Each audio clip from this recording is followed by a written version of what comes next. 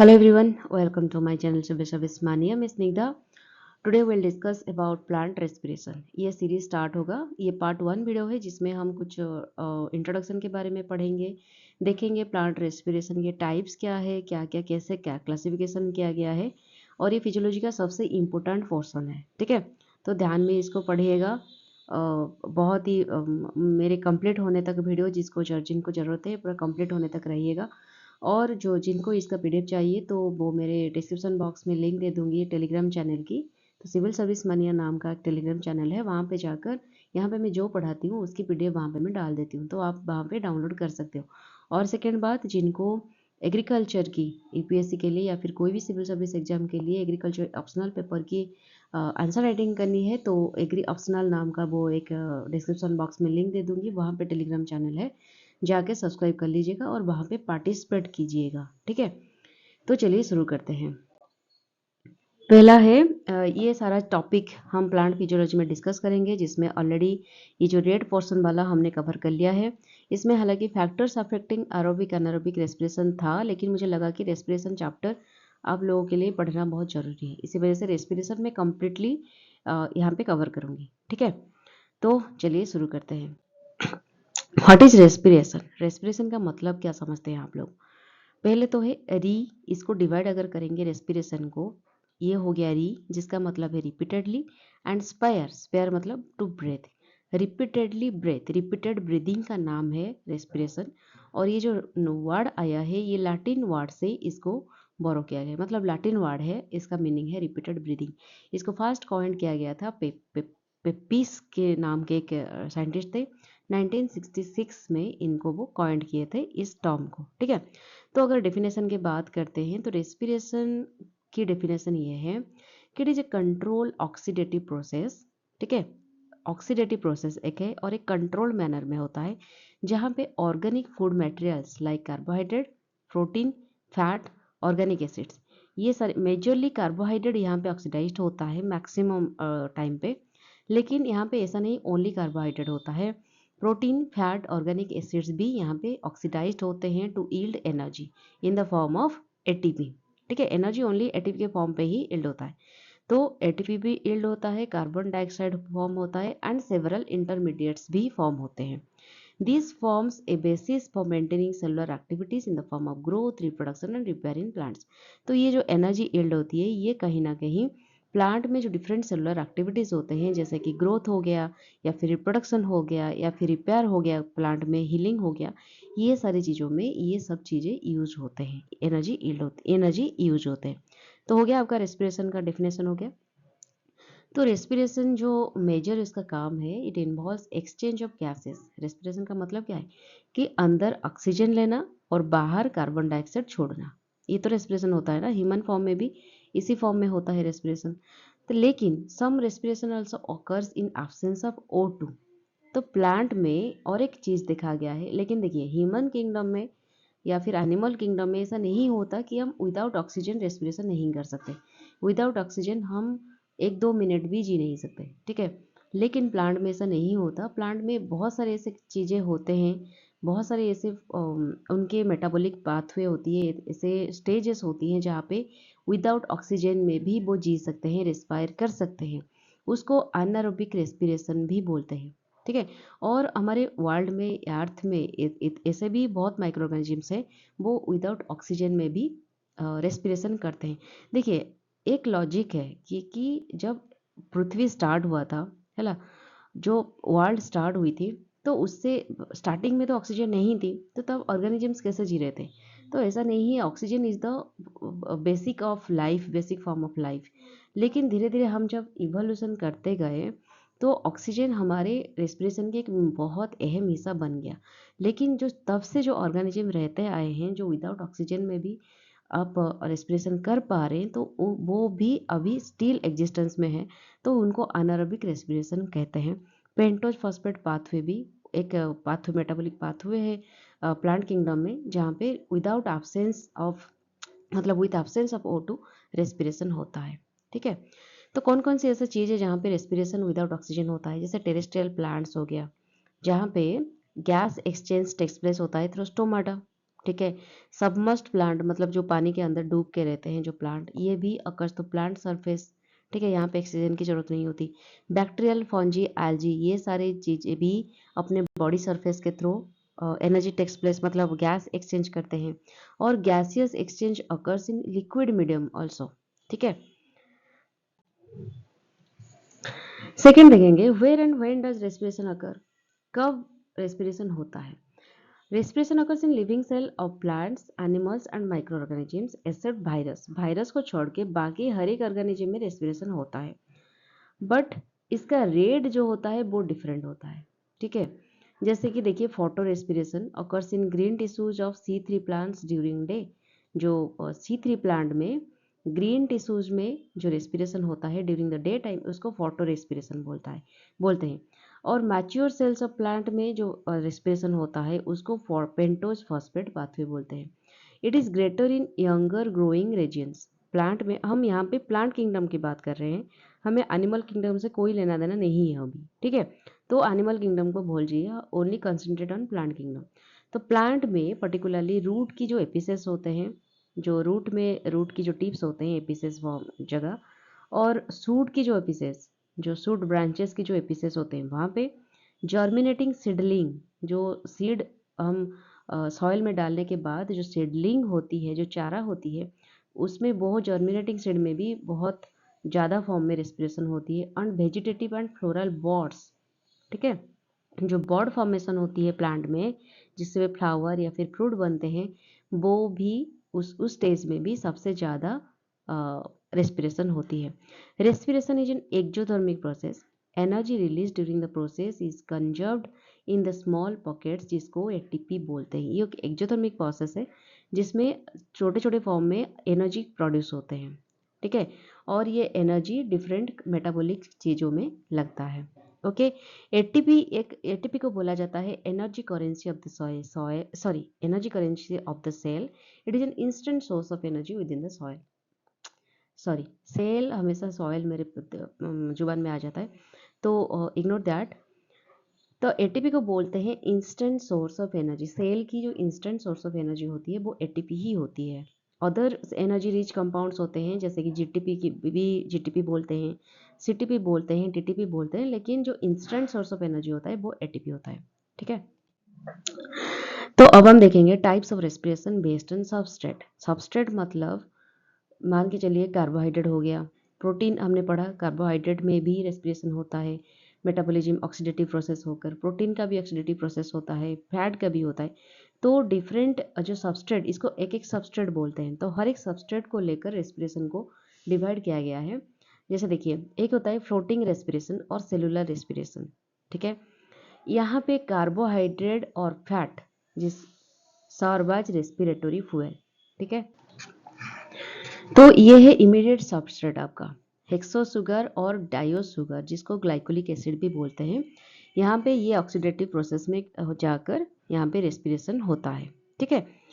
तो carbohydrate normally भी animal body में, हम ह्यूमन बॉडी में कार्बोहाइड्रेट को सबसे इंस्टेंट सोर्स ऑफ एनर्जी बोलते हैं।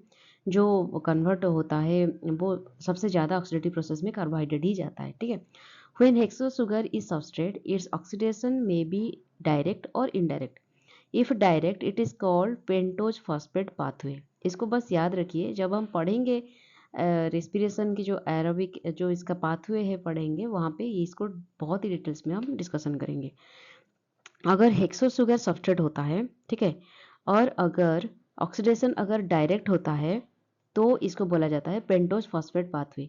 और अगर ऑक्सीडेशन इनडायरेक्ट होता है तो इसको डार्क रिएक्शन बोलते हैं और नॉर्मल रेस्पिरेशन बोलते हैं। इन द लैटर केस, मतलब इन द इनडायरेक्ट होता है अगर oxidative process, it is called photo respiration, ठीक है। ये सारे टर्म्स को आपको याद रखनी है। फोटोप्लाज्मिक रेस्पिरेशन एक होता है, सेकेंड क्लासिफिकेशन। तो यहाँ पे प्रोटीन होता है आपका respiratory fuel instead of carbohydrate and fat. It occurs during starvation period. जब आप स्टारवेशन होता है प्लांट, तो उस टाइम पे कार्बोहाइड्रेट के एब्सेंट में प्रोटीन यहाँ पे ऑक्सीडेटिव प्रोसेस में अंदर जाता है। तो प्रोसेस होकर यहाँ पे ऑक्सीडेशन होकर आपका एनर्जी रिलीज होती है। Common in protein rich seed, जिस रिच सीड में सबसे ज़्यादा प्रोटीन्स होते हैं, जैसे कि आलमंड हो गया, आपका सीड्स नॉट सीड्स हो गया, वहाँ पे इस तरह की रेस्पिरेशन सबसे ज़्यादा होती है।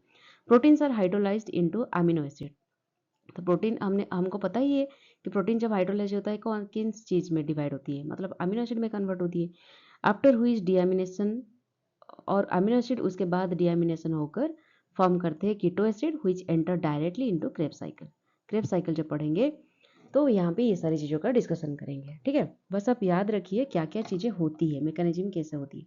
उसके बाद आता है इंड्यूस्ड रिएक्शन। यहाँ पे here damaged fat is oxidised in presence of carbohydrate in non oily tissue. जो प्लांट की नॉन ऑयली टिश्यू होती है वहाँ पे डैमेज्ड फैट ऑक्सीडाइज्ड होकर in presence of carbohydrate energy release होती है। Observed in freshly sliced disc of potato tubers. मतलब देखिए, अगर आप एक आलू को काट देते हैं फ्रेशली स्लाइस्ड, वहाँ पे इस तरह की ऑक्सीडेशन होती है।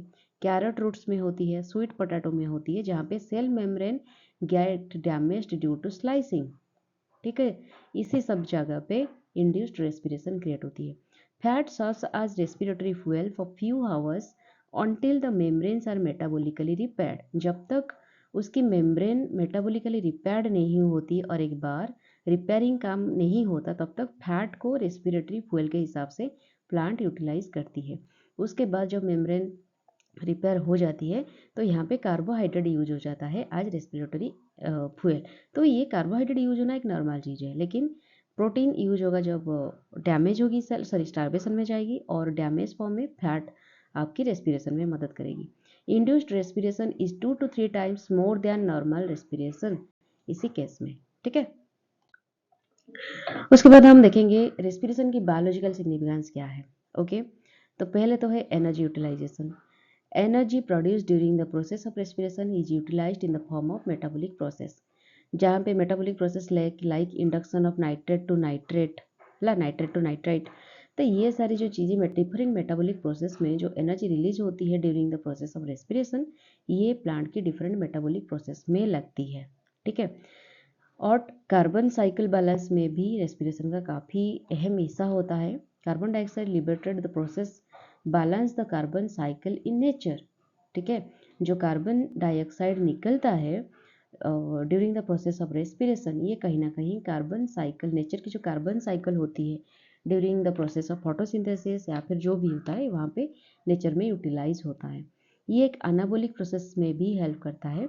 इंटरमीडिएट प्रोडक्ट्स ऑफ रेस्पिरेशन जैसे कि acetyl coenzyme A, succinyl coenzyme A, ये सारे जो इंटरमीडिएट्स निकलते हैं रेस्पिरेशन में, ये सेवरल एनाबोलिक प्रोसेसेस में यूज होते हैं।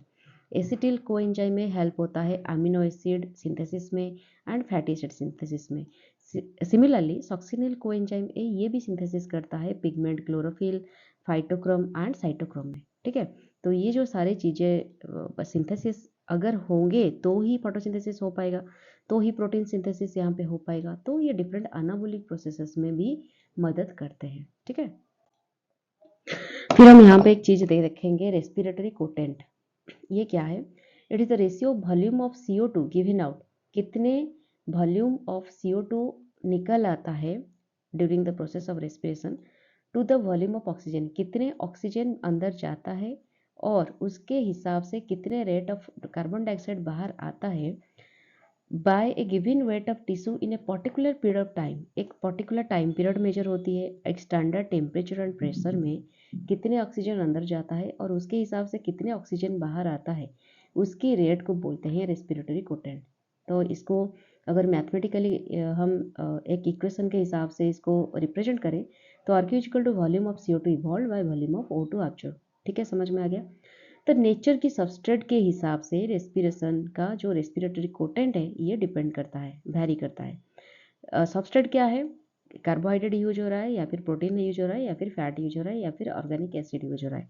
तो इसका वैल्यू 1 से लेकर, ठीक है, इसका वैल्यू 1 भी हो सकता है, लेस देन 1 भी हो सकता है या फिर मोर देन 1 भी हो सकता है, ठीक है।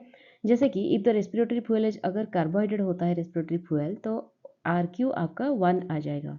अगर कार्बोहाइड्रेट कंप्लीटली इनकम्प्लीटली ऑक्सीडाइज्ड हो रहा है in anaerobic respiration then RQ आपका इन्फिनिट हो जाएगा, ठीक है। अगर रेस्पिरेटरी फ्यूल प्रोटीन है या फिर फैट है तो RQ आपका लेस देन 1 होगा। और अगर when respiratory fuel is organic acid आपका RQ ग्रेटर देन 1 होगा, इसको याद रखिएगा, ठीक है।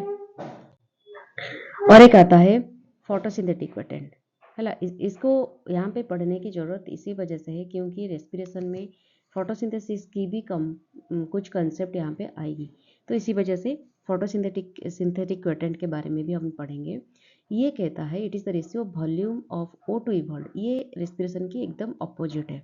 ये बोलता है आपका कितना CO2 एक स्टैंडर्ड टेम्परेचर एंड प्रेशर में एक लिमिटेड टाइम पीरियड में कितना CO2 अंदर जाता है और उसी अकॉर्डिंगली आपका कितना O2 बाहर आता है, इसकी रेशियो को बोलते हैं फोटोसिंथेटिक क्वेटेंट। ठीक है, तो ये आपका इक्वेशन हो गया। ये इंडिकेट करता है the nature of product being assimilated in plants while RQ indicates the nature of substrate being used up in respiration. जहाँ पे RQ आपको ये बताता है कि आपकी सबस्ट्रेट कौन सी नेचर, सबस्ट्रेट की नेचर क्या है, क्या यूज हो रहा है, जब ये बताता है। लेकिन वहाँ पे फोटोसिंथेटिक क्वेटेंट आपको ये बताता है कि कौन सी nature of product being assimilated, कौन सी प्रोडक्ट आपका फोटोसिंथेसिस में असिमुलेशन हो रहा है। ये इसका जो होता है PQ is always greater than 1 in CAM plants. ठीक है, with high acid content in high intensity of light, और PQ measured by photosynthetometer while RQ measured by respirometer. ठीक है, अब हम देखेंगे classification. Respiration are of two types on the basis of presence और absence of O2। जैसे कि हमने पढ़ा कि ऐसा नहीं है कि रेस्पिरेशन ओनली O2 के प्रेजेंस में भी होता है, क्योंकि हम फ्रॉम द इनिशियल पीरियड जहाँ पे अर्थ की रचना हुई थी, जब अर्थ स्टार्ट हुआ था, तभी से क्या हुआ था ऑक्सीजन की इतना अबुंडेंट अमाउंट ऑफ ऑक्सीजन नहीं थी हमारे पृथ्वी में, तो तभी विदाउट ऑक्सीजन में भी रेस्पिरेशन होता था। बहुत सारे ऐसे माइक्रो ऑर्गेनिजम्स थे जो कि विदाउट ऑक्सीजन में भी रेस्पिरेशन करते थे, और उस फॉर्म ऑफ रेस्पिरेशन को बोलते थे एनाएरोबिक रेस्पिरेशन। ठीक है, लेकिन जब धीरे धीरे इवोल्यूशन स्टार्ट हुआ, प्लांट्स आ गए और एनिमल किंगडम स्टार्ट हुआ, तो धीरे धीरे ऑक्सीजन की ज़रूरत पड़ गई। तो उसके बाद ऑक्सीजन की भी प्रेजेंस में जो रेस्पिरेशन होती है उसको बोला जाता है एरोबिक रेस्पिरेशन। अंडरस्टूड। तो यहाँ पे एटमॉस्फेरिक ऑक्सीजन यूटिलाइज होती है। ठीक है, कंप्लीट ऑक्सीडेशन ऑफ सबस्ट्रेट होती है occurs to yield CO2 and water. यहाँ पे substrate in the form of carbohydrate या फिर प्रोटीन या फिर फैट, इस फॉर्म में, या फिर ऑर्गेनिक एसिड्स जो भी यूज होते हैं वो कंप्लीटली ऑक्सीडाइज्ड होती है to form CO2 and water. ठीक है, widely distributed in higher plants, जो हायर ग्रुप ऑफ प्लांट्स होते हैं वहाँ पे ये वाइडली डिस्ट्रीब्यूटेड है। और एरोबिक रेस्पिरेशन से आपको लगभग 38 या फिर 36 ATP मॉलिक्यूल्स निकलते हैं। ठीक है, व्हाइल अगर हम एनारोबिक की बात करें तो ये एटमॉस्फेरिक ऑक्सीजन यहाँ पे यूटिलाइज्ड नहीं होती। ठीक है, तो यहाँ पे जो सबस्ट्रेट होते हैं इनकम्प्लीट ऑक्सीडेशन होते हैं सबस्ट्रेट की। यहाँ पे एरोबिक में कंप्लीट ऑक्सीडेशन होते हैं, वाइल एनारोबिक में आपका इनकम्प्लीट ऑक्सीडेशन होते हैं to produce CO2 and ethanol और लैक्टिक एसिड। यहाँ पे एक बात आती है फर्मेंटेशन की। ठीक है, हम बाद में पढ़ेंगे इसके बारे में, फर्मेंटेशन के बारे में, और जहाँ पे इथानॉल, लैक्टिक एसिड, ये सब सारी चीज़ें भी यहाँ पे निकलते हैं कार्बन डाइऑक्साइड के साथ साथ। तो डिस्ट्रीब्यूशन ये ऐसा नहीं कि हर एक प्राणी में होती है, ये सर्टेन ऑर्गेनिजम्स में देखा जाता है, जैसे कि yeast, bacteria, particularly Clostridium, muscle cells, closed young birds, जो प्लांट की यंग बर्ड्स जो होते हैं क्लोज्ड, खिला नहीं होता है बॉर्ड, क्लोज पोजीशन में होता है, वहाँ पे रेस्पिरेशन होता है। Interior cells of roots and germinating seeds, ये सारी जगह पे अनएरोबिक रेस्पिरेशन आपको देखने को मिलेगी। और यहाँ पे 2 ATP मॉलिक्यूल्स निकलते हैं। यहाँ पे लिंक रिएक्शन होता है, क्रेब्स साइकिल होता है एंड ऑक्सीडेटिव फॉस्फोरिलेशन होता है, are not found in sorry यहाँ पे अनएरोबिक रेस्पिरेशन में आपको ये सारी चीज़ें देखने को नहीं मिलेगा, जैसे कि link reaction, Krebs cycle and oxidative phosphorylation, ये सारी चीज़ें यहाँ पे आपको देखने को नहीं मिलेगा। जो भी ऑर्गेनिजम्स एनारोबिक रेस्पिरेशन करते हैं उनको एनएरोब्स बोलते हैं। ठीक है, और ये 2 टाइप के होते हैं, एक होते हैं facultative anaerobes and second one is obligative anaerobes. ठीक है, तो ये क्या होते हैं facultative anaerobes and obligatory anaerobes. Facultative anaerobes respire both in presence और एब्सेंस ऑफ ऑक्सीजन। ये जो होते हैं ऑर्गेनिजम्स, माइक्रो ऑर्गेनिजम्स हो गया या फिर ऑर्गेनिजम्स जो भी, ये विथ ऑक्सीजन में भी रेस्पिरेशन करते हैं, विदाउट ऑक्सीजन में भी रेस्पिरेशन करते हैं। बेसिकली उनको ये एरोबिक होते हैं, बट कभी कभी समटाइम्स जब शॉर्ट पीरियड ऑफ टाइम में उनके जब नेसेसिटी होता है ये एनएरोबिक रेस्पिरेशन भी एंजॉय करते हैं, ठीक है। लेकिन ऑब्लिगेटरी ये होते हैं the strictly respire anaerobic condition, मतलब स्ट्रिक्टली ये ऑक्सीजन नीड ही नहीं करते रेस्पिरेशन के लिए। ये can not survive in presence of oxygen, oxygen के प्रेजेंस में ये जी नहीं सकते, क्योंकि उनके एंजाइम एक डेफिशिएंट होती है जिनका नाम है सुपर ऑक्साइड डिसम्यूटेज। उसके बाद देखेंगे anaerobic biosis in higher plant. Higher plant में कैसे होता है anaerobic condition respiration. Higher plant in absence of oxygen few hours के लिए जिंदा रह सकते हैं, ठीक है। इस कंडीशन को बोलते हैं एनारोबायोसिस, ठीक है। कुछ प्लांट्स ऐसे उनको बनाया गया है subjected to anaerobiosis during certain stage of life cycle, ठीक है। जैसे कि सीड को अगर आप ड्यूरिंग जर्मिनेशन वाटर के अंदर डुबा कर रखते हो, है ना, and water logged crop roots, जहाँ पे लगभग आपको देखेंगे एग्जाम्पल मान के चलिए राइस की सीडलिंग आपको वाटर के अंदर वाटर लव्ड कंडीशन में काफ़ी दिनों तक रखा जाता है, उस कंडीशन में अनएरोबायोसिस भी हो सकता है, ठीक है। एप्पल एंड पियर भी can be kept in O2 free atmosphere for a long time. Even मेज को भी आप लगभग 2 हफ्तों तक, शायद 2 हफ्तों तक आप रख सकते हो O2 फ्री एनवायरनमेंट में।